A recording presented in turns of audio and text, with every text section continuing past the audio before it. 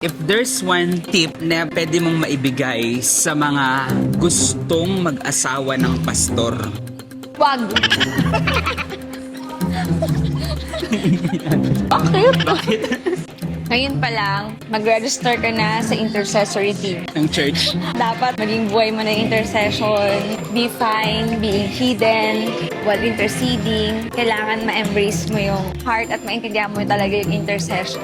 Kasi that's the main thing that you will do as a wife of the pastor. Kasi especially kung head pastor or nag-lead talaga ng church. Kumbaga may pinamanghunahan, tapos the church runs through administration ng pastor na yun. Kailangan yung matinding intercession kasi sobrang daming battles. Seen and unseen. Ramdam at nakikita. Kung hindi ka nag-intercede, wala. Sabay lang kayo. Huwag mo nang pangarapin. Oo, huwag na lang.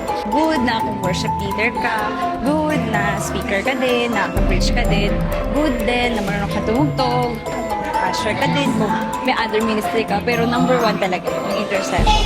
Kahit yun lang yung gawin mong ministry all throughout na pagiging wife, pastor mo, sobrang laking tulong na. Legit na prayer, ano talaga, prayer warrior. Una, for the husband. Pangalawa, sa inyong relationship. Pangatlo, para sa mga pinangungunahan niya. And, syempre, yung tagahin niyo ng provision kay Lord.